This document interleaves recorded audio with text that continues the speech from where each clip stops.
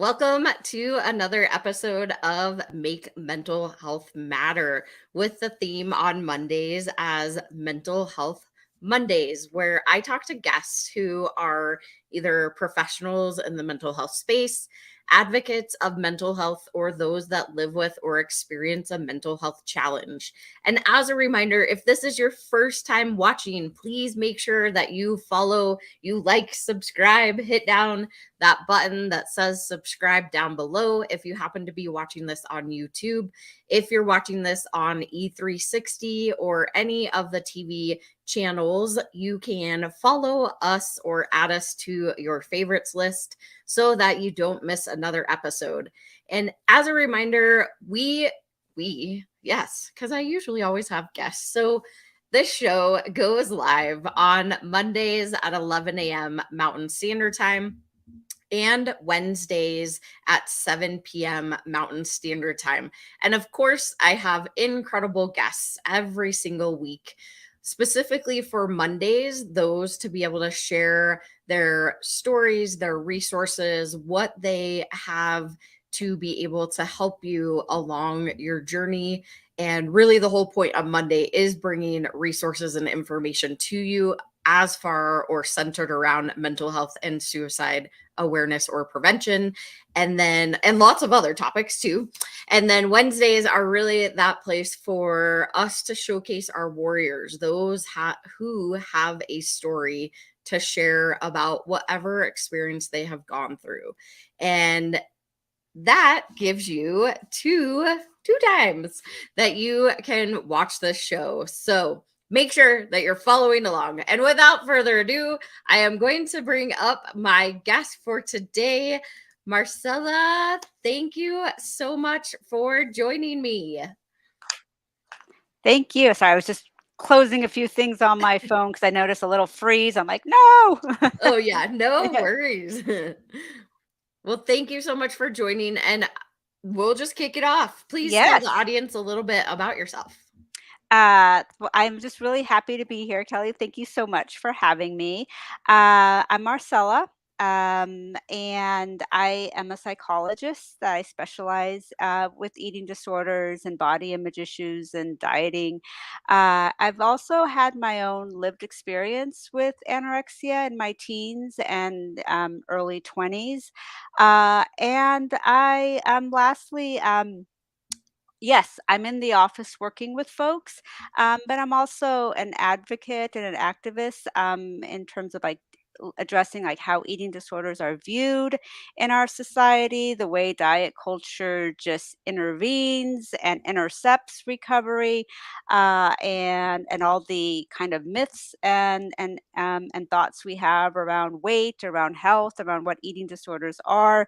I think there's a lot of stereotypes going around, so I also do work to really debunk all those myths and also just promote a lot of other activists in this field. My website is filled with lots of great, amazing folks and organizations that are doing great work, and so I just keep adding to that list.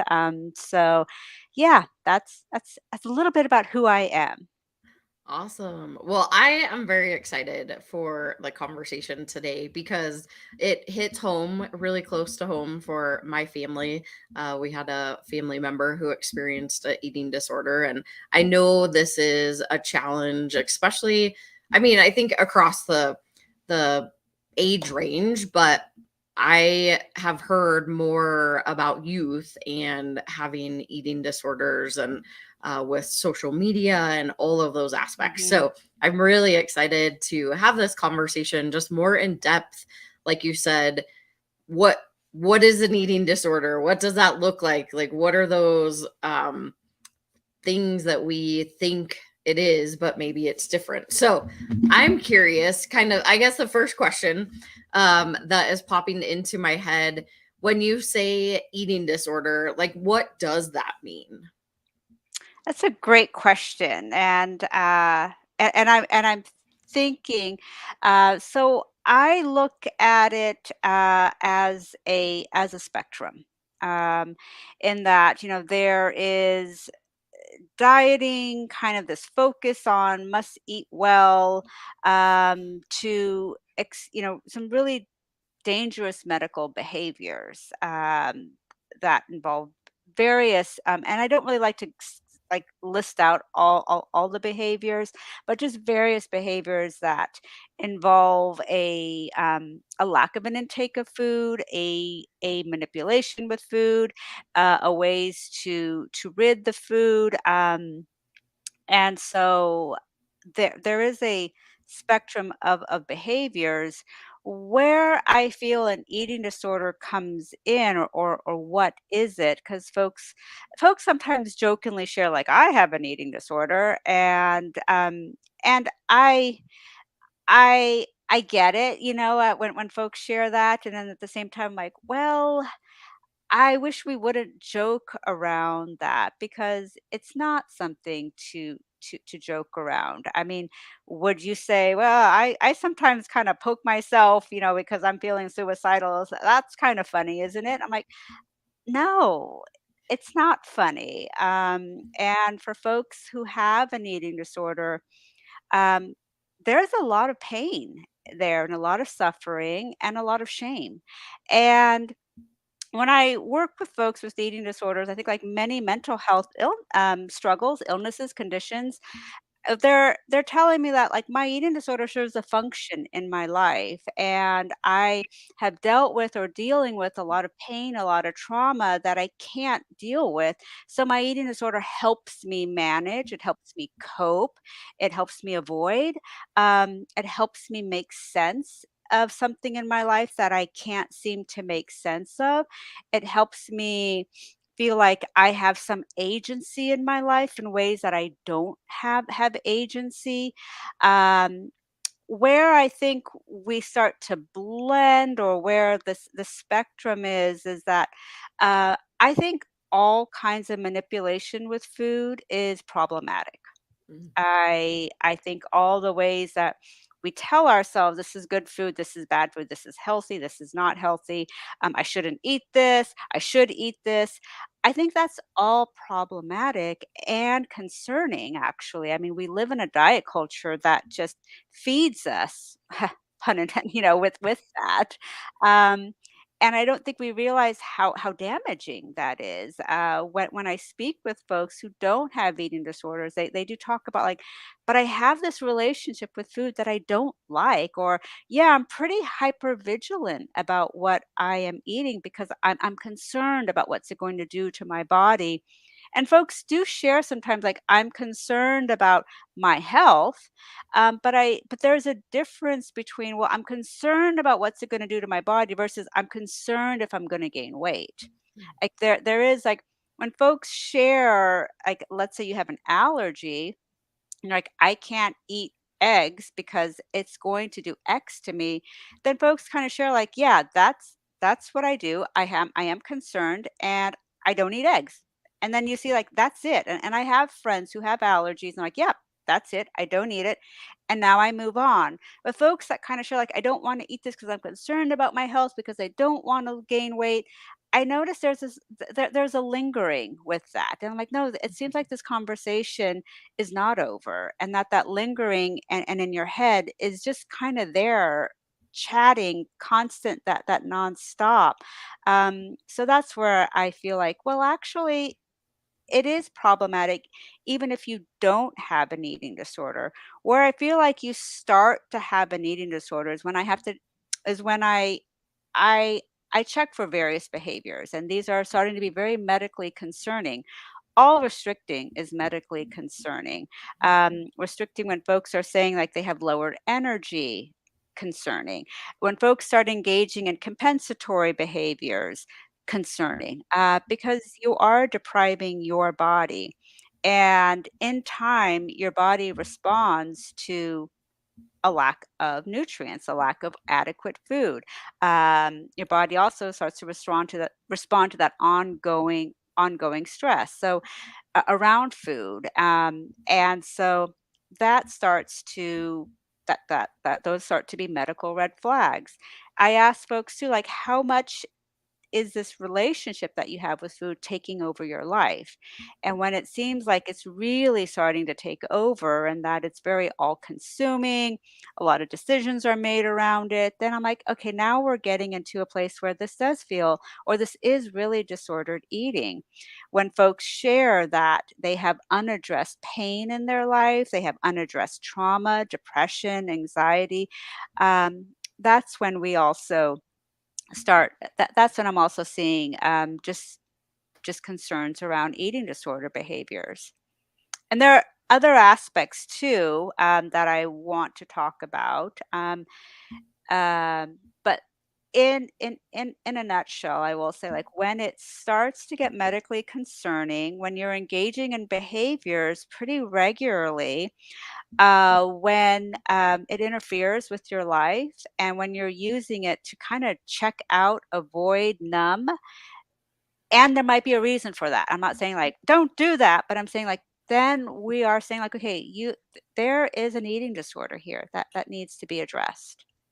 Yeah, so there's a lot, and I love that you kind of did some clarification in there too, and thinking about I mean, an eating disorder can look very different for everyone, right? We Right. experience things differently, but also it's anything that might be affecting your life and not necessarily, like you were saying. I mean, I have allergies, so I know the things that I can and I can't eat.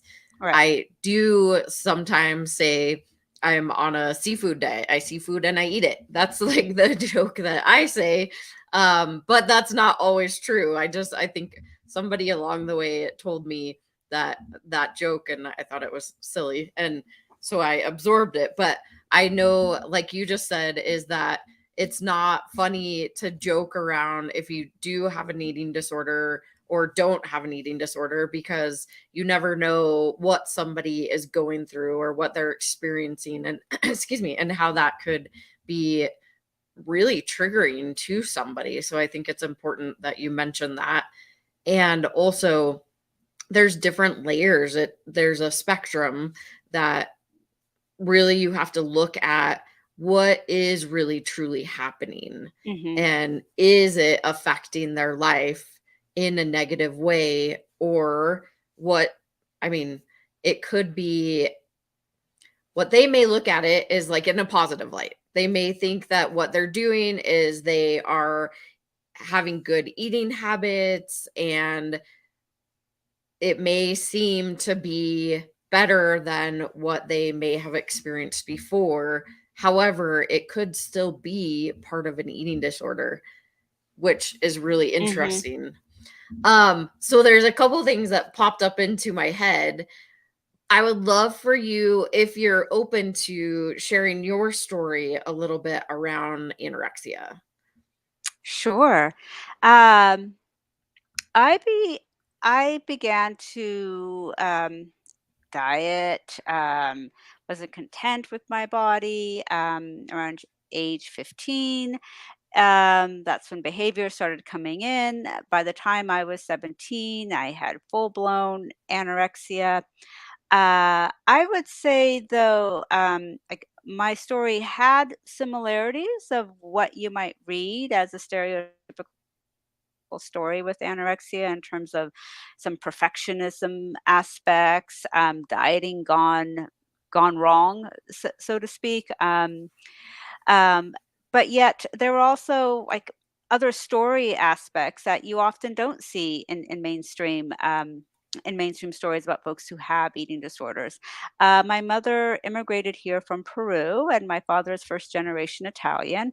And there was a lot of emphasis. I mean, these are two cultures that celebrate food, and food is a wonderful thing. So there was a lot of emphasis for me on you're going to eat all this food, you're going to enjoy this food. Doing so would be so disrespectful. And yet, at the same time, both my parents, and particularly my mom, took on what we call like an anti-fat lens, which means that she was, really concerned about me gaining weight, and not because she was being vain or cruel, but she saw this as a way of, you can't gain weight and be not just successful, but be included in our society. And for her, coming here as an immigrant, learning English, being a brown person dealing with racism, for her, that was protection for me. And so she took on an anti-fat lens to assimilate into this culture, to the Western United States culture. She took that on to protect me, what she thought was protective. And in a way, she is right, of that. There are more opportunities afforded to me as a thin person.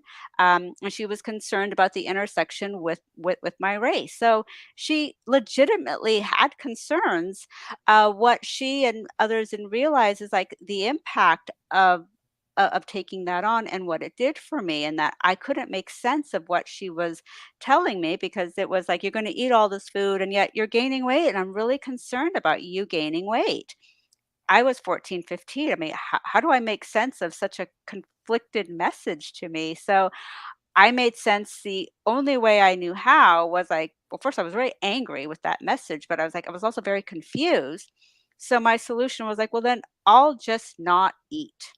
And that's where anorexia kind of came as this perfect storm to come in and just deal with all of that. And it was just like, there's so much that let me just kind of withdraw and literally shrink. And so that was just how my eating disorder developed, and that's how I held on and maintained it. And I didn't know how to make sense of it. I didn't know, like, how do I explain this story that feels so conflictual and I don't understand it myself as a teenager. And it wasn't until I read Becky Thompson's A Hunger So Wide and So Deep of women of color and queer women with eating disorders that I was reading these stories about women of color and them talking about the same exact conflicting messages that they received from their parents. And it was just like, oh my God. Like, how I was 24. I was like, it was the first time that I saw a story that resonated with me, that like I felt completely understood reading this absolute testimonial with this person. I have no idea who this person was, and yet reading a story that I felt like that was my own in many ways. And it was very validating. I very much understood, but it was also like, I remember also feeling all the feelings that came up. Like, it was like this final, like this dam burst of like, okay, I finally get to have all the feelings because I'm finally seeing a story that made sense for me.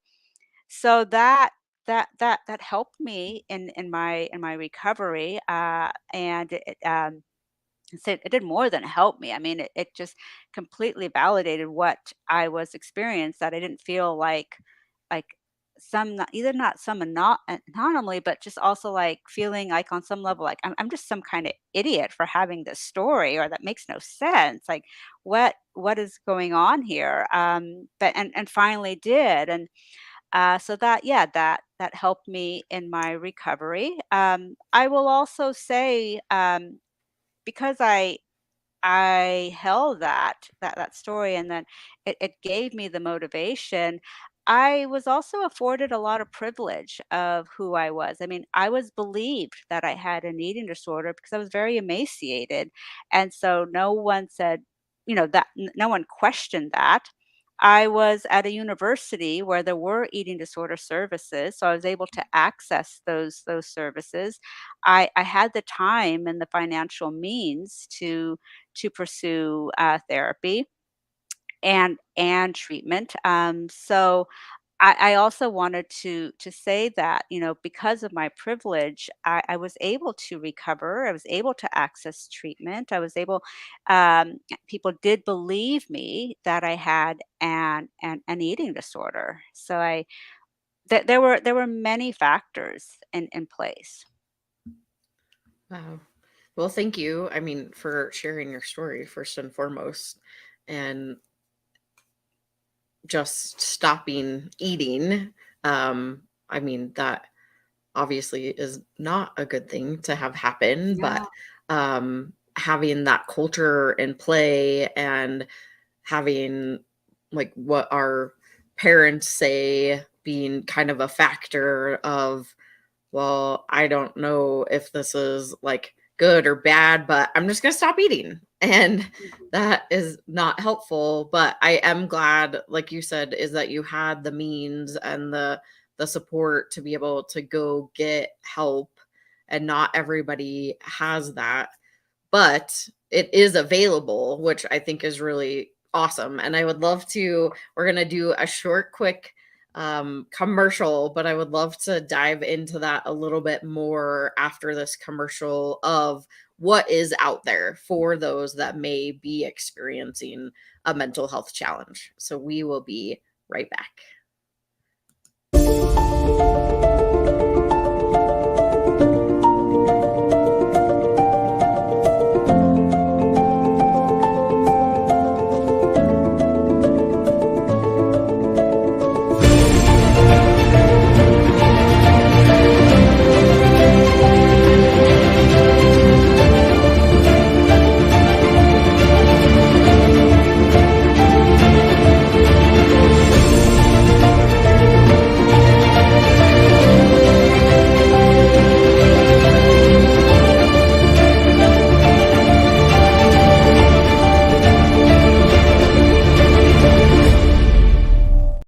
And like that, we are back. We are back.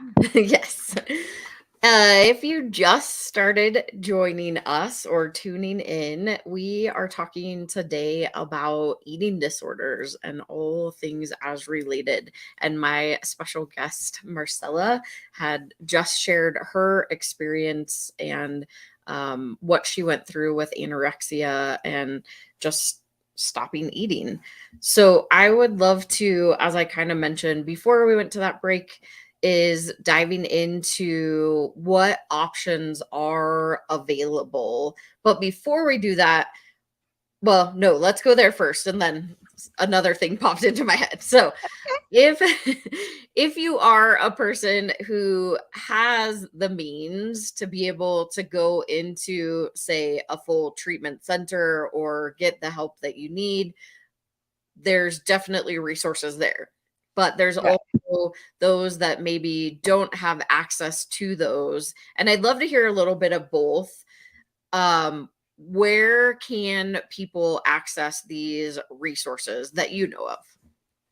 Right. Well, if you have health insurance, you can work with your health insurance to get you into some kind of treatment program. And there are treatment programs um, available.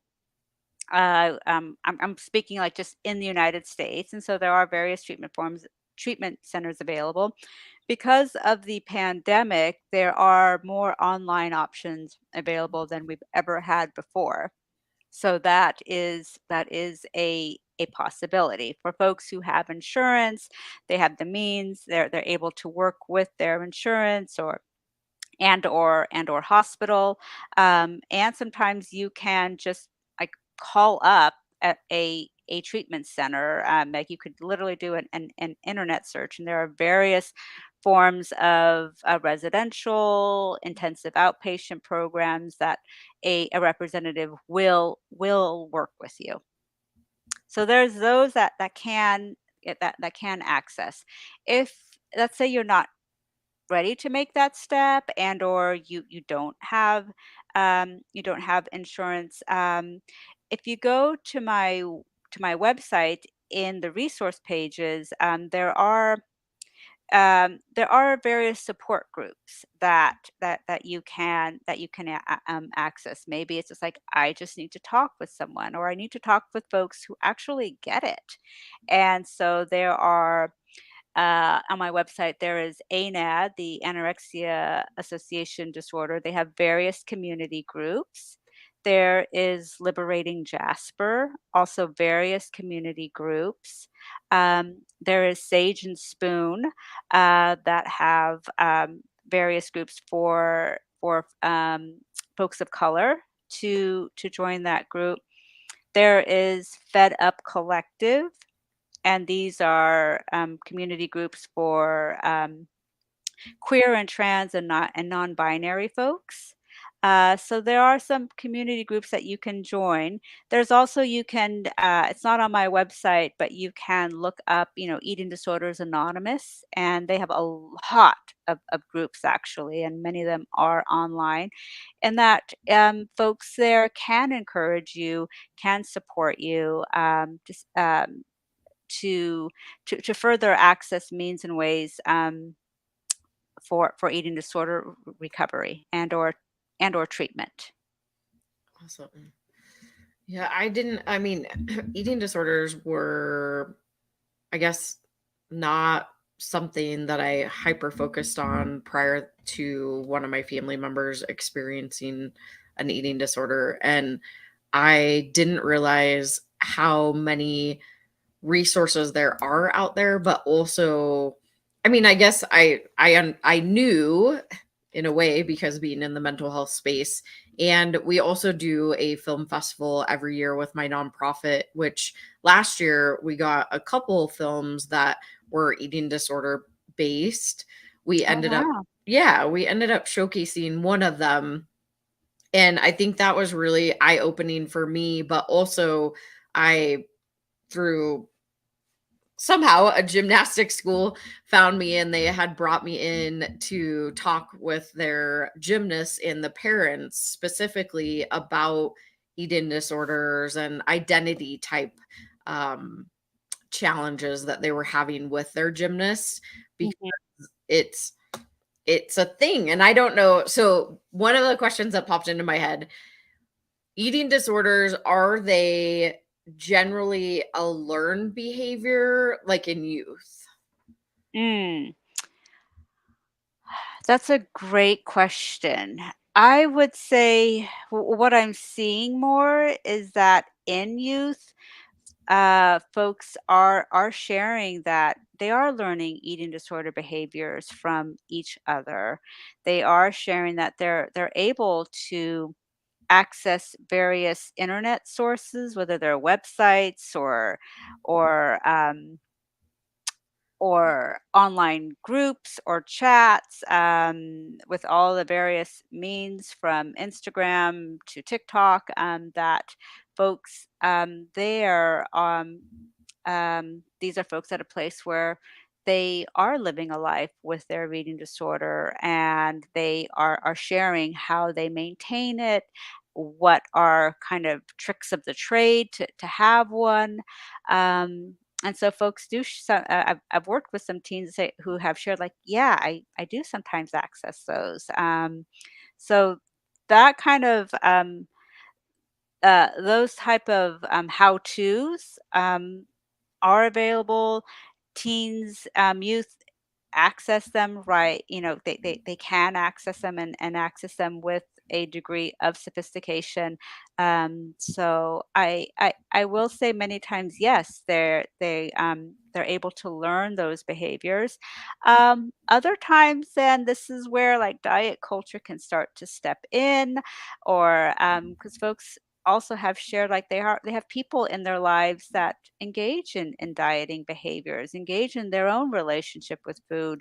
And so youth have shared, like, I have seen people in my life, from my parents to older siblings, to other folks who have talked about their relationship with food, who are engaging. I see the way they are dieting in front of me. I see the way that they're eating various foods and not eating various foods.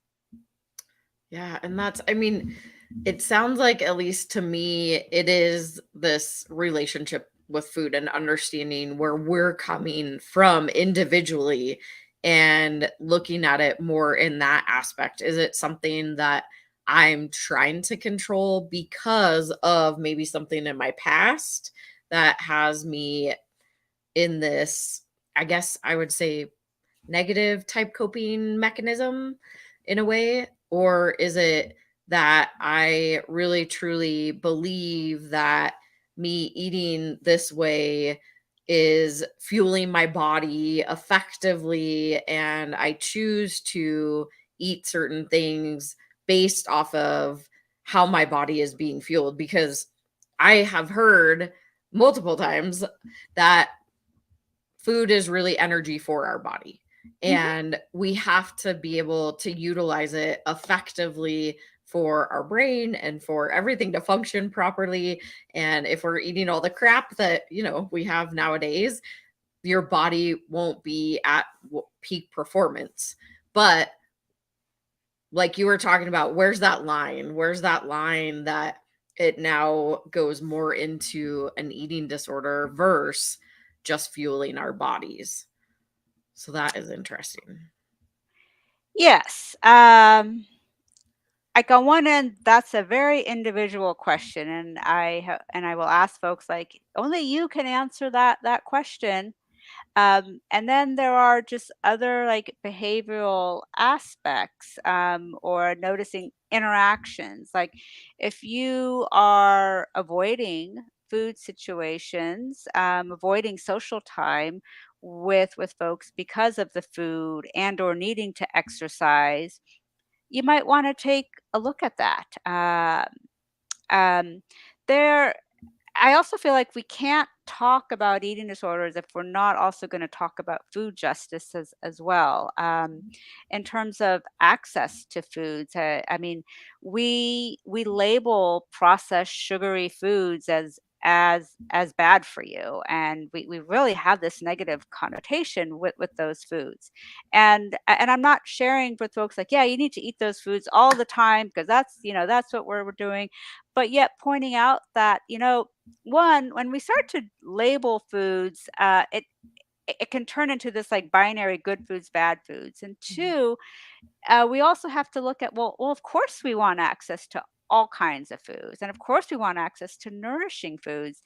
And we live in food deserts as well. And particularly with this pandemic, like I have never seen food be really inaccessible. Like I've never seen produce the prices that they are now.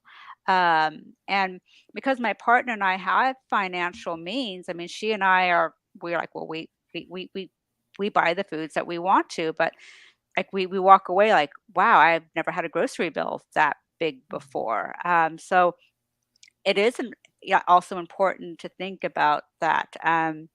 What are we doing to make food accessible for folks? Eh, um, because like more than ever, like accessing produce is really hard.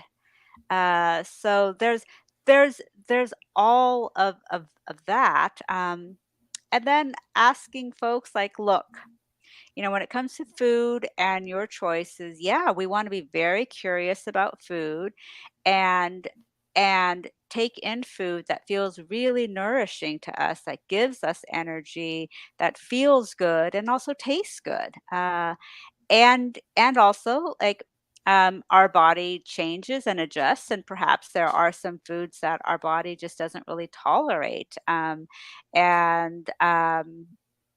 and yet, at the end of the day, with someone saying, look, you know the difference between food liberation and food deprivation.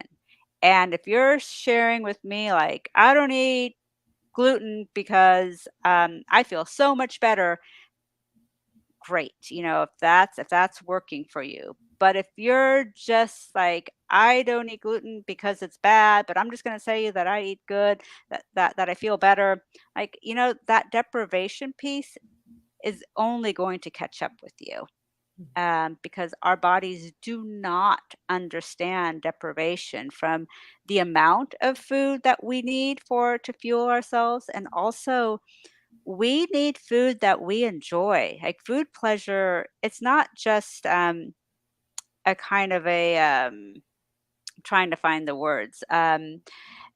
It's, uh, Like a I'm a little luxury. Yeah, like a luxury or something frivolous. Or we do need food pleasure. We do need to enjoy our food. Sometimes we're not able to, or many times we may not be able to because of our lives and our financial means. But having food that we are enjoying is important. Yeah, that's a good, I mean, I love that you also said that too, is that um where my brain was like, oh, so many good points that you made.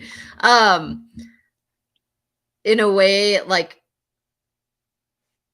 my brain is like, well, this is what I've heard in the past and this is what I'm understanding, and that like you said, is it's important to recognize that we don't have to label food bad or label food good for us. It's really what we enjoy individually, and that by putting these labels on different types of food, we're actually um contributing to the issue Mm, and what is going on in, I think, in society in America with social media, like you were saying.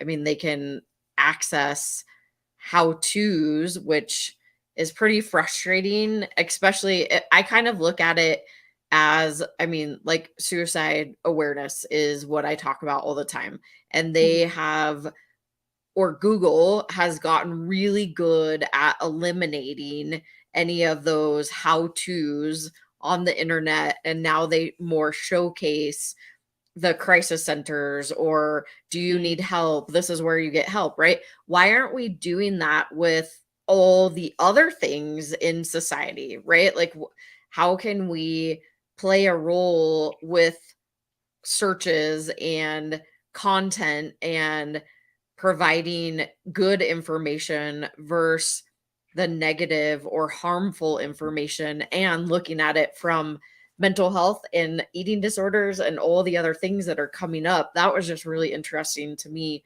when you were talking about that too, is mhm, the how to's and how do we change that dynamic and the verbiage around all of these things too. mm, mhm. But Uh, wow. Are you asking me that? well, I don't know. Yeah, sure. I'm like, I don't know how we do, but maybe do you have any thoughts around that? I mean, I first of all, Kelly, I think the work you're doing and try to like destigmatize, debunk, de-shame mental health, and is so critical and so important. Also, I think many times when we like the compassion I think we have for mental health are folks who are in really extreme states. Like we have compassion for folks with eating disorders who are in an extreme anorexia. Like we have compassion for folks with like severe depressions, um, severe psychosis and all. But yet I also feel like the compassion we have also feels a little bit like removed, like, oh, I just feel so bad for these folks, but like they're so different from me. And I think what we're trying to do, which I think is a big ask for us as a society, is saying folks with mental illnesses are not any different from you, and we are all vulnerable folks, and it can happen to us. So also to say like life does happen to us, and so we can we can kind of lose ourselves um, um, with with any like mental health illness, and so I think just trying to change how we feel about it. The other piece is that we are all like products or beings in our society where we're walking around with our vulnerabilities, we're walking around with our pain, and we're walking around with our interactions. And so also taking a look at the role we play in in keeping mental health kind of like I'll say like alive and well from how from the judgments we have, from our stereotypes, our levels of comfort and discomfort, and so it it is a call to us of saying like, well, how much are we willing to embrace this? How much are we willing to say, I'm vulnerable too? It can happen to me. And this is a challenge and a tricky one, but how much are we also willing to say, like, I have to take a look at ways I have my biases and way I am contributing to a harmful society that has a lot of really negative messages around mental health. And and that's okay. We all do it. And so also not to like double shame us or being like, oh my God, I can't believe I'm doing it. It's like, yeah, it's okay. We do it. We say harmful things. We do.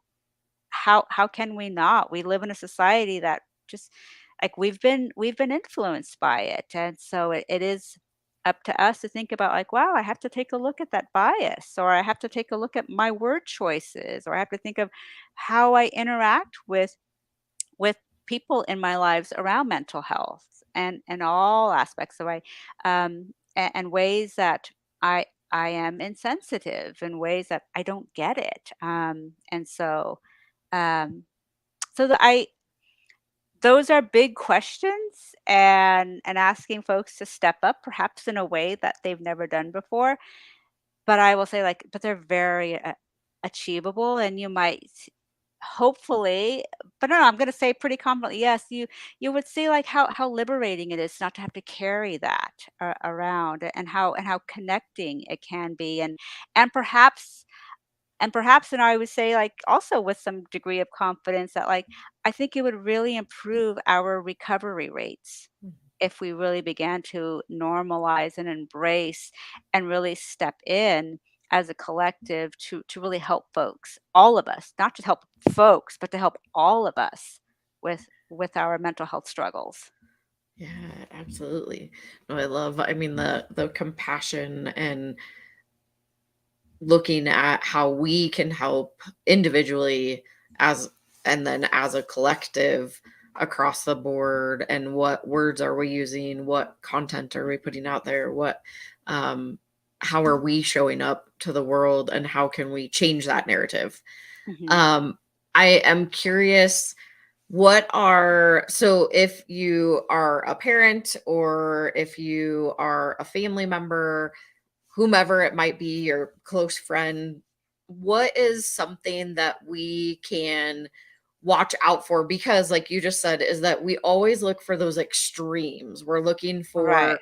for whether they are super, super skinny or really, really big, whatever, or maybe they're going to the bathroom consistently, something's happening. But how can we look for the smaller things as a person, as a human, Mhm. to be able to identify and help somebody that may be experiencing an eating disorder? Right. Um, yeah, I mean, we have our stereotypical aspects, like, are they going to the bathroom after every meal, like right away? Are they, is, and, um, and for us to be mindful of not so much, someone's weight or what's in front of us, but have there been shifts in someone's body, and checking in. Um, also, I think another thing to note more is if how someone is presenting to you. I mean, it could be an eating disorder, it could be um, other self-harm or other other mental health struggles. If there's a just more and more degree of isolation, a withdrawal, what feels like a lack of presence, because I think those are things to kind of attune to, with a friend and a loved one, sooner rather than later. 'Cause yeah, as we talked about, like, we all know, or like the food behaviors that we might see from I mean, just all the things from going to the bathroom, being very hypervigilant about the food that is being served, a body that has changed in weight. So those are Um, and noticing for ourselves, like, am I taking these behaviors seriously or not, depending on someone's weight. I hear folks share, like, well, this person has a really big body, so I'm not really worried about the restriction. I'm like, I'm worried about the restriction. I don't care what their body is, or feeling like, well, they couldn't possibly have an eating disorder because they're really big, and it's like, no, they could, or they're probably binging. I'm like, you, those are just stereotypical responses. I work with a lot of folks who are in larger bodies who are doing a lot of restriction, and it's not a good thing. So it's noticing, like, first our own biases and our own reactions, but and noticing ways like folks can feel like they are there's shifts in how they are around you. It feels like a lack of connection, more isolation, more with withdrawal, and I'd like to think like we would want to check in with someone. Yeah, definitely. So, watching out, I know like throughout today, you also talked about how are they talking about food and what are those I one thing that you said is somebody with an allergy, you're like, I can't eat bananas. I know that. I stay away from them. And we're done with the conversation. Somebody who maybe is not like that messaging, it feels like there's more behind it, what they're trying to say. And then you just mentioned also the typical things that we can look for, maybe going to the bathroom after eating or being more restrictive around what they are eating. And I think it's just paying attention to those small things that are changing. Just because they're small, have a small body or a large body, doesn't mean that they're necessarily experiencing an eating disorder, but it could be. And so, how do we start Mhm. noticing even just the small changes? And that's what I heard the most from you. And I think that's just amazing way to look at it too. And then also recognizing within ourselves what are the labels that we're putting on food, like the good and the bad labels, Mhm. and how can we be more, I want to say inclusive. It's kind of, I mean, inclusive of food, right? How can we be Right. more inclusive of food and not label it like we label everything else? So Mhm. but I think this is an amazing conversation and one that really needs to be shared because for whatever reason, eating disorders are one of the mental health challenges that I don't think are talked about enough. Right. And so we absolutely, the more and more conversations that we can have, and I know that I've had several friends that have had eating disorders in the past, and they said that they're in recovery. They're in recovery for life because it Mm. doesn't just go away. It is something that you have to be mindful of, like you were saying. And it can be a challenge that comes up at any point in time, but hopefully you have access or resources to be able to get into treatments like you were talking about. And if you don't, there are other options out there. So, which brings me to how can people find you if they want to work with you? You can go to my website. Thank you. Right there.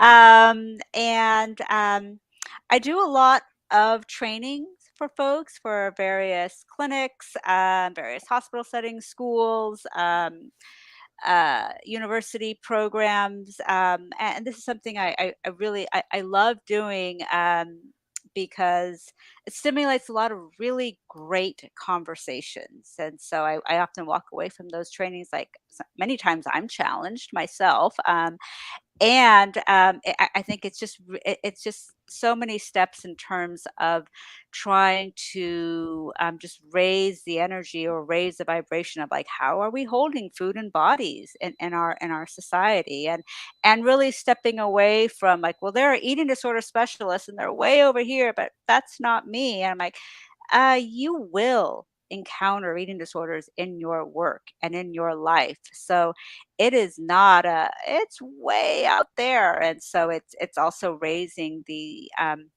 the conversations more and more. And folks also share their own personal experiences as well. So those are so that is the best way to get a hold of me is through my website. Awesome. Well, thank you so much. Again, one more time down here. Mhm. That is her website if you want to reach out to Marcella and have more conversations with her. But I appreciate you coming on today and Thank being my you. guest and just having this open conversation about eating disorders and something we need to talk more about. So, thank you so much. Thank you. All right, y'all. Oh my gosh, that was another amazing episode of Make Mental Health Matter. On Mondays, I talk to guests who are either professionals in the mental health space, advocates, or those that live with or experience a mental health challenge. And if you've watched any of the episodes in the past, because I've been doing this since 2021, you will notice that most people that get into what they do is centered around their own experience or their own story. It's something that they lived with and something that they were able to move through with the help of whether it is going into treatment or getting I don't know, like with help. But ultimately going through it, not just shoving it down or pretending like it's not happening. And that's what I love about being able to bring on guests that can give you information, resources, have these open conversations that we don't necessarily always have in society. But why not? Let's have the conversation. Start noticing. You just use your noticing skills to even look for those really small things. And if you want to learn more about Marcella and what she does, please go to her website and check that out. Also, join us back here this Wednesday at 7 p.m. Mountain Standard Time for another episode. And it is the theme of Warrior Wednesdays. I'm pretty sure I have a guest this Wednesday. I don't know. I'll have to go check. But either way, join us Wednesday. If you can't make it, join us back next Monday at 11 a.m. Mountain Standard Time. And make sure you follow, make sure you subscribe, whatever it is, add us to your favorite list so that you don't miss another episode. And feel free to share this information with anybody that you feel like it might be helpful in their life, because you never know who might identify with and really need to have that extra support. So we'll see y'all. Bye.